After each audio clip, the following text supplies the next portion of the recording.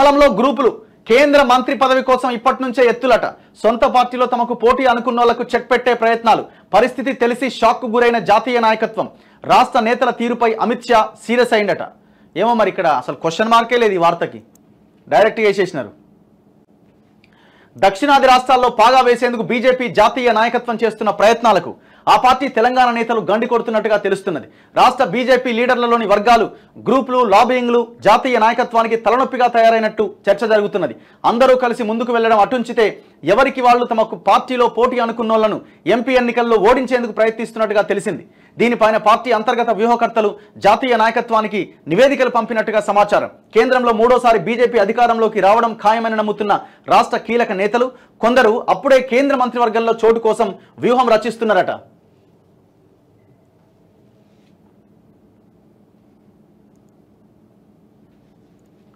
తమ గెలుపుతో పాటు ఇంకా పార్టీలో ఎవరు గెలిస్తే తమకు మంత్రి పదవిలో అడ్డు వస్తారో అన్న అంచనాతో అలాంటి వాళ్ళు గెలవకుండా ఉండాలని కోరుకుంటున్నట్టు తెలుస్తున్నది. పరిస్థితి తెలిసి జాతీయ నాయకత్వం షాక్. బీజేపీ కేంద్ర నాయకత్వం తెలంగాణలోని పార్టీ పరిస్థితులపైన ఎప్పటికప్పుడు ఆరా తీయడంతో పాటు రాష్ట్రంలో ఎట్టి పరిస్థితుల్లో డబుల్ డిజిట్ ఎంపీ సీట్లు చేజిక్కించుకోవాలని విశ్వ ప్రయత్నాలు చేస్తున్నది. అయితే పార్టీలోని ఇంటర్నల్ గొడవలు ఒకే ఎత్తు అయితే సొంత పార్టీలో ఒక అభ్యర్థి ఓడిపోవాలని మరో అభ్యర్థి చెక్ పెడుతున్న తీరు తెలిసి జాతీయ నాయకత్వం షాక్కు గురవుతున్నది.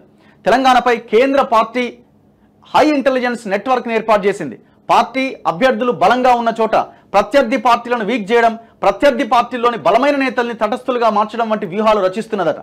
ఈ క్రమంలోనే సొంత నేతల వ్యవహారంపై అనేక విషయాలు బీజేపీ నాయకత్వానికి తెలియజేశామని పార్టీ కీలక నేత ఒకరు చెప్పారు. నిన్నటిదాకా పార్టీలో తమకు పడని నేతలకు టికెట్ రావద్దని కొందరు లీడర్లు తెగ ప్రయత్నాలు చేశారు. ఇప్పుడు తమ గెలుపు మాట పక్కన పెట్టి తమ భవిష్యత్తుకు పోటీ అనుకుంటున్న సొంత పార్టీ క్యాండిడేట్ మాత్రం గెలవద్దని వ్యూహాలు పన్నుతున్నట్టు పార్టీ జాతీయ నాయకత్వం దృష్టికొచ్చిందని ఓ నేత తెలిపారు. తమ ప్రచారం పక్కన పెట్టి తమ ఎన్నికల ప్రచారం గాలి కొదిలి పక్క సెగ్మెంట్లలోని సొంత పార్టీ క్యాండిడేట్ల కదలికలపైన బీజేపీలోని కొందరు అభ్యర్థులు ఆరా తీస్తున్నట్టు సమాచారం. ఫలానా లీడర్ గెలిస్తే సెంట్రల్ క్యాబినెట్లో ఉంటారు, ఆ లీడర్ ఓడితే నాకే ఆ బెర్త్ అని సన్నిహితుల వద్ద అంటున్నట్టుగా తెలిసింది. ఇటీవల కరీంనగర్ కాంగ్రెస్ ఎంపీ టికెట్ కోసం ఓ లీడర్ ట్రై చేస్తుంటే ఇతర సెగ్మెంట్కు చెందిన బీజేపీ అభ్యర్థి సదరు లీడర్కు ఫోన్ చేసిండట. ఏమని, నువ్వు కరీంనగర్లో పోటీ చేయకు, నువ్వు పోటీ చేస్తే అక్కడ బీజేపీ అభ్యర్థి ఈజీగా గెలుస్తాడు, నీ వల్ల మా ఓడి గెలుపు అవసరమా అని ఫోన్లో అన్నట్టు బీజేపీ జాతీయ నాయకత్వం దృష్టికి వచ్చిందని ఒక లీడర్ చెప్పిండట. రంగారెడ్డి జిల్లాలోని ఒక కీలక స్థానం నుంచి పోటీ చేస్తున్న బీజేపీ అభ్యర్థి కరీంనగర్, మహబూబ్ నగర్ స్థానాల్లో పోటీ చేస్తున్న సొంత పార్టీ అభ్యర్థుల ప్రచారం తీరు, బలాబలాలపై ఆరా తీస్తున్నారని పార్టీ వర్గాల్లో బలంగానే చర్చ జరుగుతున్నదట. కాదు, రంగారెడ్డి జిల్లా అంటే ఏది? ఇప్పుడు మల్కాజ్గిరి, మేడ్చల్ అదొక అదే కదా, ఉమ్మడి రంగారెడ్డి జిల్లా అంటే మేడ్చల్, మల్కాజ్గిరి వస్తుంది అంతే కదా, ఇంకెవరున్నారు ఇక అక్కడ రంగారెడ్డి జిల్లా అంటే. ఇక ఇప్పుడు ఆడ ఎవరు చేవెళ్ళాలనుకుంటే ఇప్పుడు ఆయన కొండా విశ్వేశ్వరరెడ్డి, ఆయనకి ఏం పాపం, ఆయన సీట్ గెలవడానికి కష్టపడతా ఉన్నారు, గెలవడానికి అవకాశాలు ఎక్కువగా ఉన్నాయి. ఆయన అట్లాంటి రాజకీయాలు కూడా పాపం ఆయన చేయడు కొండా విశ్వేశ్వరరెడ్డి గారు. మరి ఎవరు చేస్తున్నారు? ఇక సికింద్రాబాద్ నుంచి పోటీ చేస్తున్న కేంద్ర మంత్రి కిషన్ రెడ్డి చుట్టూ కూడా కోవట్లు ఉన్నారని, ఆయన మళ్లీ గెలిస్తే తమకు ఛాన్స్ ఉండదని కొందరు లీడర్లు ఓపెన్ గానే కమెంట్స్ చేస్తున్నట్టు ప్రచారం జరుగుతున్నది. మహబూబ్ నగర్ సెగ్మెంట్ లో కూడా ఇదే పరిస్థితి ఉన్నట్టు సమాచారం.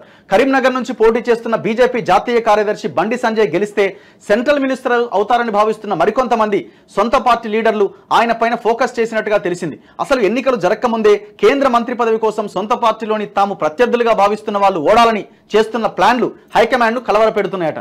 ఇదంతా ఈ ఈటలకి యాంటీగా రాసిన కథనంగా కనబడుతున్నట్టు అనిపిస్తున్నది ఇప్పుడు. ఎందుకంటే రంగారెడ్డి జిల్లాలో ఒక లీడరు, బండి సంజయ్కి వ్యతిరేకంగా ఒకరు.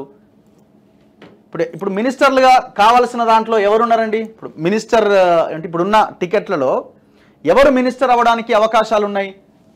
ఒకటి బండి సంజయ్, ఈయన గతంలో అధ్యక్షుడిగా ఉన్నారు కాబట్టి బండి సంజయ్. రెండు ఈటల రాజేందర్.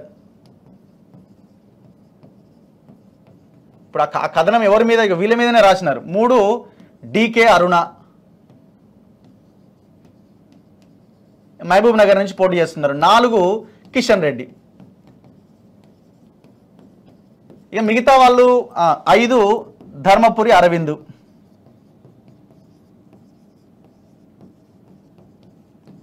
వీళ్ళు ఖచ్చితంగా మేము ఒకవేళ అధికారంలోకి వస్తే మినిస్టర్ అవుదామన్న హోప్స్ వీళ్ళకు ఉండొచ్చు.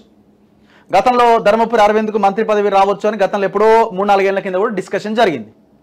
DKR ఆమె జాతీయ ఉపాధ్యక్షురాలు కాబట్టి ఆమెకు అవకాశం ఉండొచ్చు, ఒక మహిళ కూడా. కిషన్ రెడ్డి ఆల్రెడీ ఆయన కేంద్ర మంత్రిగా ఉన్నారు.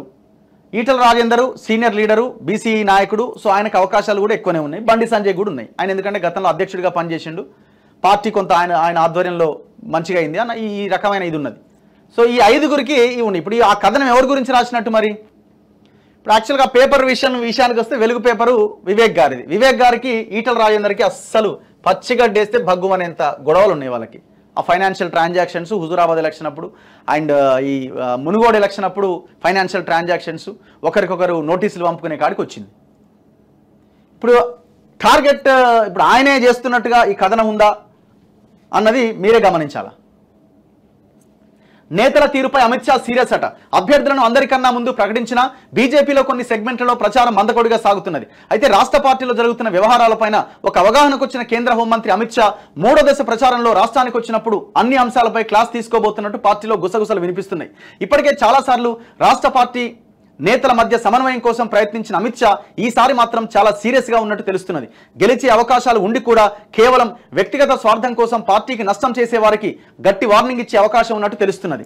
యాక్చువల్గా ఈ లాస్ట్ ఎమ్మెల్యే ఎలక్షన్స్ అప్పుడు కూడా పెద్ద చర్చ జరిగింది. ఈటల బండి మధ్య వారు ఉన్నది, ఒకరినొకరు ఓడించుకోవడానికి ప్రయత్నం చేసిన పెద్ద డిస్కషన్ ఉన్నది. సరే వాళ్ళు దాన్ని ఖండించరు, మేము ఎందుకు అట్లా చేసుకుంటామని. ఇప్పుడు మళ్ళీ అదే డిస్కషన్ని తెర మీదకి తీసుకొచ్చింది వెలుగు పేపరు. సో వాళ్ళు స్టేట్మెంట్ కూడా ఇవ్వలేదు, డైరెక్ట్గా రాసినారు. ఇప్పుడు రాజకీయాల్లో ఏదైనా జరగవచ్చు, ఏదైనా ఉండొచ్చు, ఎన్ని గొడవలైనా జరుగుతూనే ఉంటాయి. ఇది మనం జరగలేదు అనడానికి కూడా అవకాశం లేదు.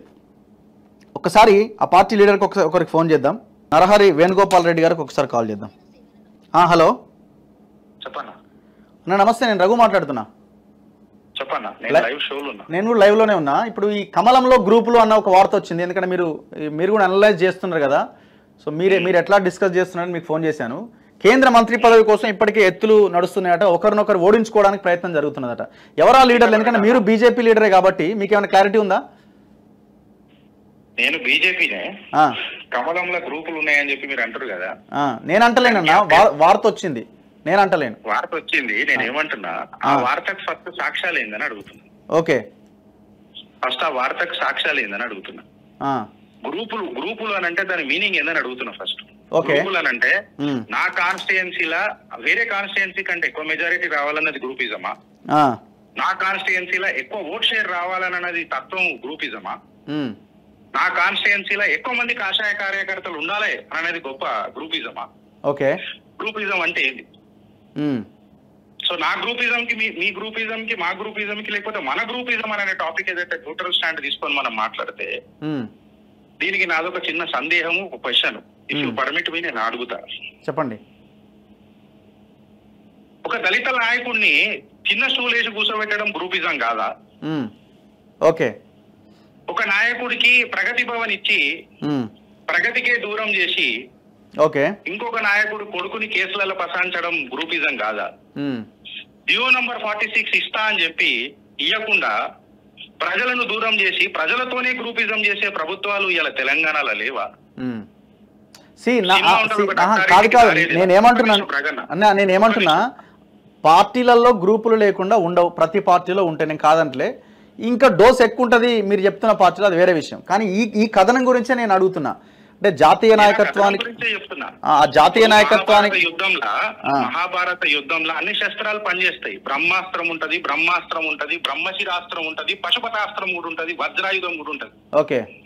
అయితే ఈ ఆయుధాలని వినాశనానికేనంటే కాదు, అప్పుడప్పుడు అస్త్రాలు ఆవాహనం చేసుకొని కూడా శత్రువులను భయపడిస్తారు. ఓకే. సో నాకు ఇలా 100 మార్కులు వస్తాయి, ఇంకొకటికి 99 మార్కులు వచ్చినాయి అని అంటే 99 మార్కులు వచ్చినోడికి తక్కువనోడు కాదు, 100 మార్కులు వచ్చినోడు ఎక్కువనోడు కాదు. గ్రూపిజం ఉంటుందా అంటే ఓట్ షేర్ కోసం ఎవడైనా కొట్లాడతాడు. అధిష్టానం దగ్గర పోయి మార్కులు ఎక్కువ వేసుకోవాలని చెప్పి ఎవరైనా మాట్లాడతారు. ఇది గ్రూపిజం అని చెప్పి పేపర్లలో వేస్తే అది ఇప్పుడు నేను ఒకటి అడుగుతా, వేరే పార్టీలలో గ్రూపిజాలు లేవా? ఇప్పుడు అత్తారింటికి దారేదో ఒక సినిమాలో ఒక డైలాగ్ ఉంటది. ఇప్పుడు కాదు ఇప్పుడు కేంద్ర మంత్రి పదవి కోసము నేను గెలిస్తేనే మంత్రి అయితే మళ్ళీ ఇద్దరం కలిసి ఇద్దరి మధ్య పోటీ ఉంటుందని ఒకరినొకరు ఓడగొట్టుకోవడానికి ప్రయత్నం చేస్తున్నాడు అనేది ఆ కథనం. నాకు తెలుసు, నేను చూసిన అది. నేను అది ఎప్పుడైనా ఇవాళ అడ్రస్ చేస్తా, మీరు ఇక తొందరపడ్డారు ఇవాళ. నాకు డైరెక్ట్ ఫోన్ చేసారు, ఇది వినూత్నంగా జరిగింది. ఓకే, సో మీకు నేను ఆన్సర్ ఇవ్వాలని నేను కాల్ తీసుకున్నా, లేకపోతే నేను అడ్రస్ చేస్తుండే అక్కడ. Okay okay. అయితే ఒక మంత్రిని ఇంకొక మంత్రిని ఊడగొట్టుకోవాలని, నేనే మంత్రి కావాలని ఎందుకుంటది సార్? పార్టీని గెలిపించుకోవాలని ఉంటది కానీ, ఓకే, పార్టీని గెలిపించుకోవాలని ఉంటది కానీ నేను ఎందుకు ఊడగొట్టుకోవాలని ఉంటది? ఇప్పుడు భారతీయ జనతా పార్టీకి పేపర్ లేకపోయా, పేపర్ ఉంటే మేము కూడా వేస్తుండేనా? ఇవాళ 14 సీట్లు ఇచ్చి నేను మంత్రి పదవి తీసుకుంటానని ఇప్పుడు మళ్ళా సడన్ గా రేవంత్ రెడ్డి గారు, మా రేవంత్ అన్న రాజగోపాల్ రెడ్డి దగ్గరికి ఎందుకు పోయా? భువనగిరి ఇలా గట్టిగా అవుతుందనే కదా పాయ్. ఓకే, భువనగిరి గట్టిగా ఉందని పోయింది కదా, పోతే అది అయితేనే మీకు మళ్ళీ మంత్రి పదవి ఇస్తా అని చెప్పి మాట ఇచ్చిండా అని మేము ఆరోపణలు చేస్తున్నామా? మాకు పేపర్ లేకపోయా కదా. ఓకే అన్న, అడుగుతున్నాడు. Yeah, thank you. ఇది గ్రూపిజం కాదా? థ్యాంక్ యూ అన్న. Right, thank you. So Girish Dharamohan గారు ఆయన కూడా అనలైజ్ చేస్తున్నారు కాబట్టి నేను ఆయన ఫోన్ తీసుకునే ప్రయత్నం చేసిన. వేణుగోపాల్ రెడ్డి గారు కాల్ చేసిన, బట్ ఆయన లిఫ్ట్ చేయలేదు. ఎనీవే, సో ఇది ఆ పార్టీలో నడుస్తున్నదన్నది వెలుగు పత్రిక రాసిన కథనం.